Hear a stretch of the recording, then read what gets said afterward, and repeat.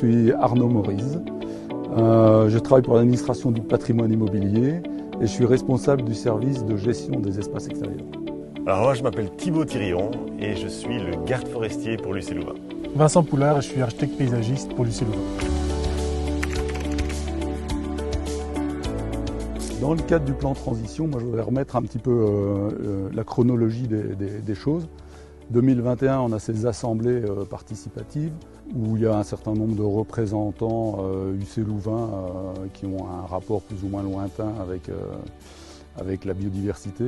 De ces assemblées, il en ressort un besoin d'avoir quelqu'un qui, a les compétences en termes de biodiversité ou de biologie et deux qui puissent passer du temps à coordonner et à mettre en place un certain nombre de projets. Donc sous l'impulsion de profs en bio-ingé, on a pu engager une personne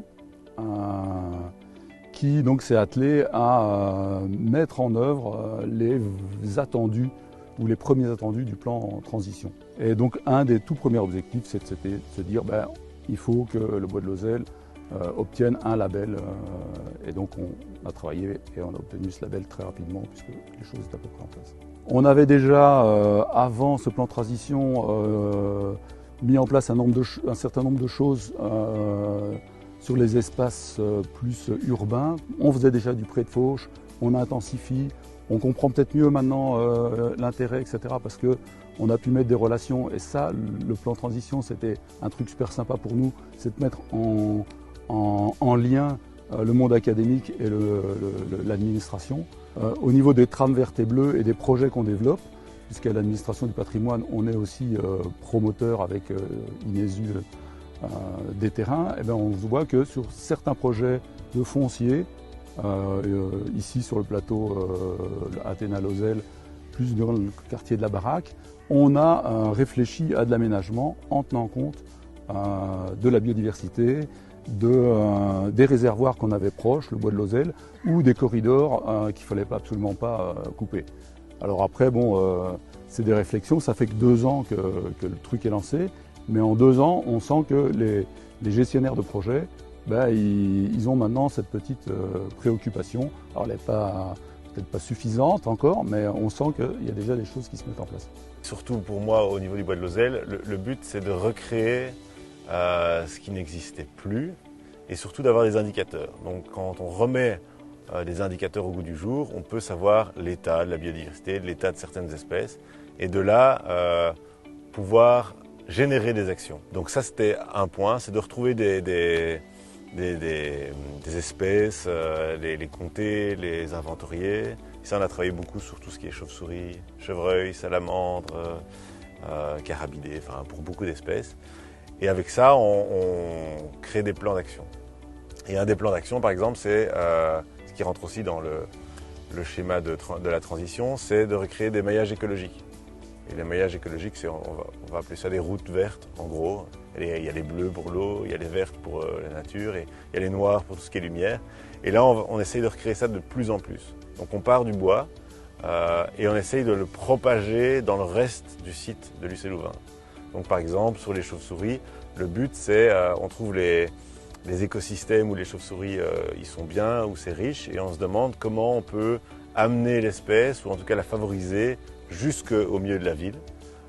Pour d'autres espèces, c'est justement créer des zones tampons où elles peuvent se réfugier et puis revenir dans le bois.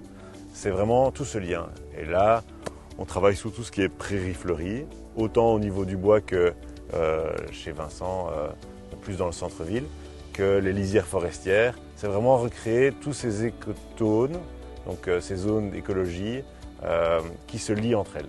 Ouais, de notre côté, nous, on a commencé bien avant le plan transition, donc déjà en 2009-2010, on a rénové le lac et ses abords. On a voulu remettre en place une faune indigène au sein du lac en ne gardant pas toutes les carpes de Chine, etc.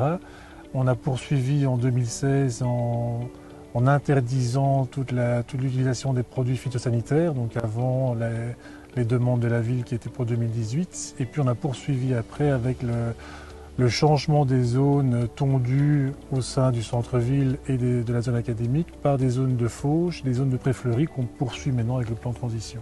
Au niveau naturel, c'est difficile de voir des avancées, parce que ça peut prendre des années, voire des dizaines d'années. Ce qui est intéressant, c'est que quand on met en place quelque chose comme une prairie fleurie, on voit déjà les résultats assez rapidement, mais on voit que la nature s'adapte très vite pour remplir ces vides qu'on remplit aussi avec d'autres espèces.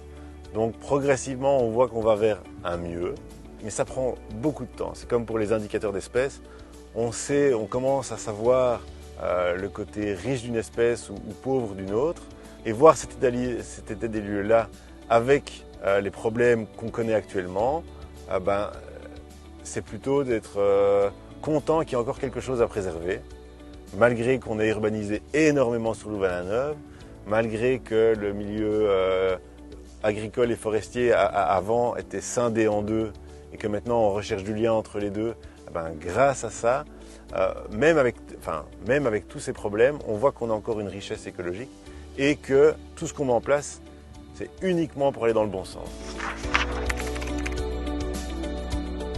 Aujourd'hui, les principales difficultés qu'on a, ça reste des freins, alors qui viennent aussi peut-être un peu des années passées, où finalement c'est des projets qui sont déjà en route, des actions qu'on n'avait pas l'habitude de prendre quand on commence un projet. Et donc sur des projets qui sont déjà en mouvance, dire à un moment donné stop, on arrête tout et maintenant on réfléchit à ça, des fois c'est un peu compliqué. Bon, il peut y avoir un aspect financier, il peut y avoir un aspect temporel où il y a des attendus. Et donc ça, c'est des freins.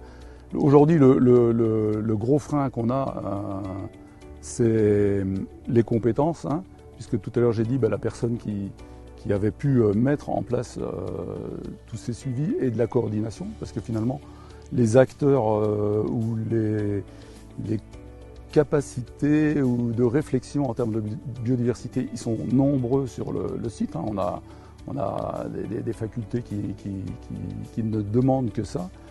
Mais il y a un gros travail de coordination. Et ça, donc, comme on a perdu notre chef de projet biodiversité, depuis son départ, on a un gros coup de frein. L'avantage de l'université, c'est qu'on a des centaines et des centaines de personnes avec des compétences énormes et variées.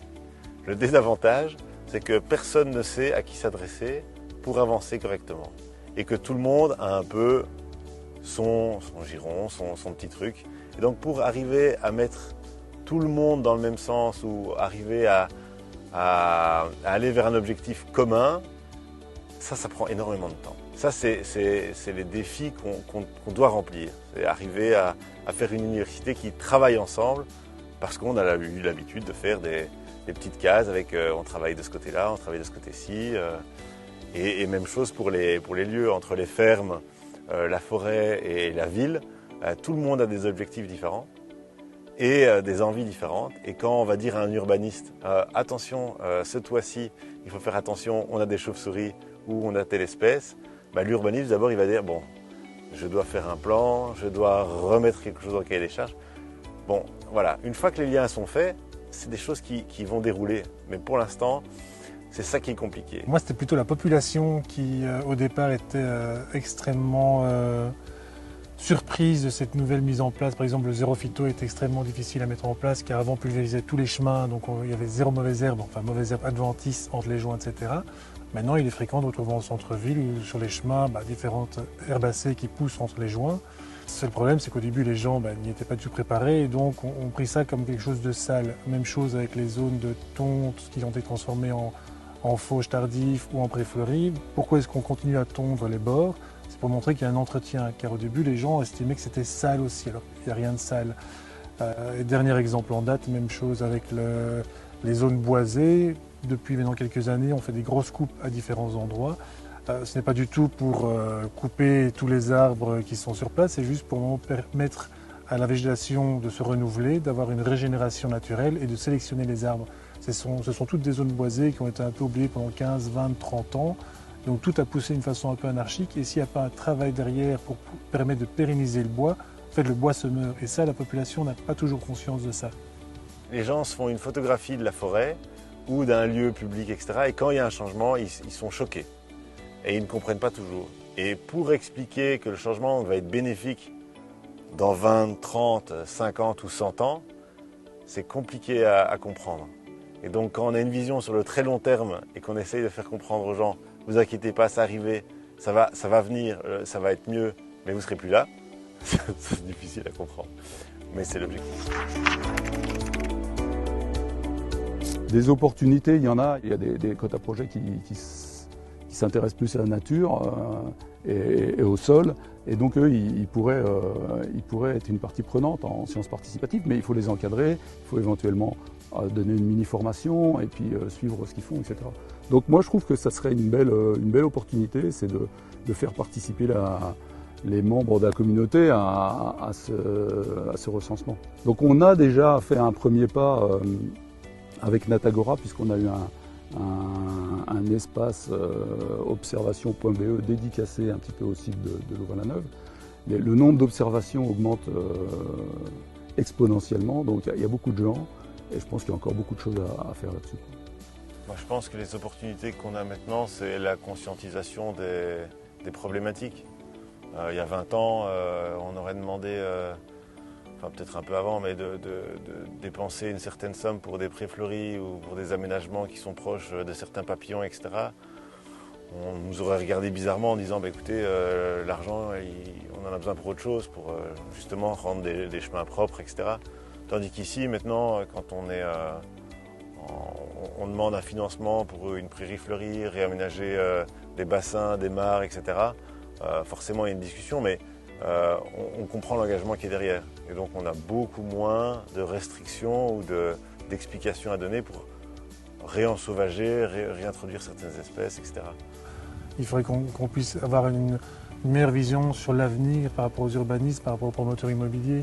Voilà, vers quoi on va et comment on peut mettre les choses en place pour finalement permettre à cette biodiversité de s'enrichir encore plus. Parce que souvent les promoteurs immobiliers ils font leurs projets de leur côté, mais nous on n'est pas forcément interrogés sur ce qui se fait et inversement aussi. Donc c'est vraiment un moment, une personne qui va faire le lien entre les différentes parties pour se retrouver autour de la table et avancer tous ensemble.